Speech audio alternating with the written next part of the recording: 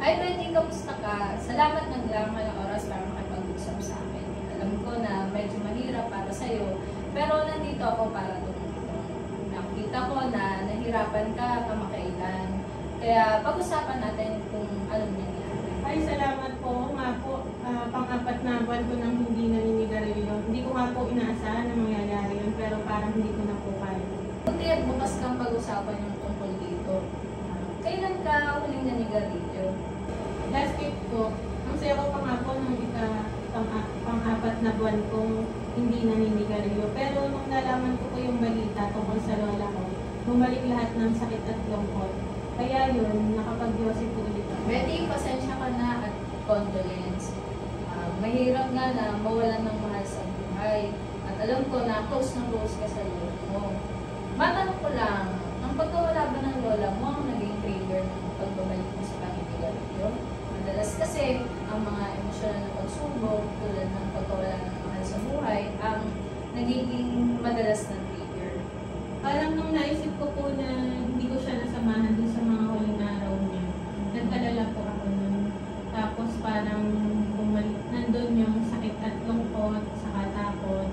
Kaya nag-Diyosin po ulit ako para makapag-relax. Mukhang ang pagkawala ng lola mo at ang stress na hindi mo siya nakasama sa huling sandali at sa libing ang malalaking triggers mo.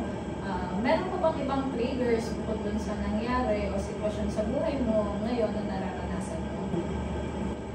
Wala po siguro, pero sa trabaho po, naging supervisor na po kasi ako.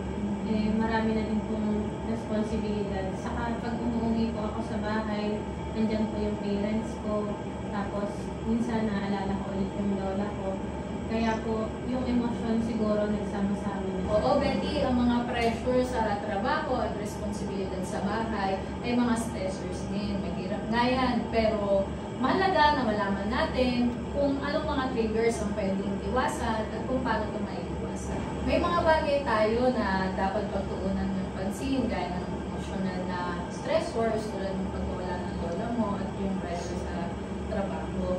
Kaya mahalaga na maghanap tayo ng alternative coping mechanisms na para hindi mo babalik-balikan ng paninigarilyo kapag nakaramdam ka ng mga ganong stress.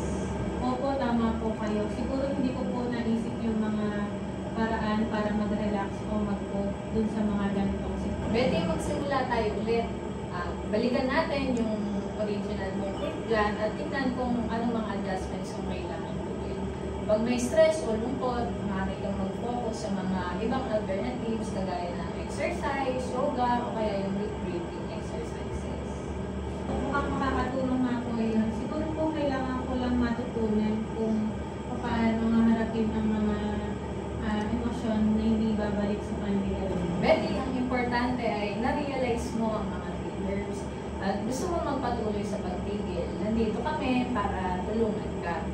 Mag-set tayo ng petsa kung kailan ka mag-quit at gagawa tayo ng paraan para mas mapadali pa yung quit journey mo. Kung kailangan mo ng tulong, nandito kami. Salamat po. Magtutulungan po tayo. Alam ko po na kaya ko pa ulit po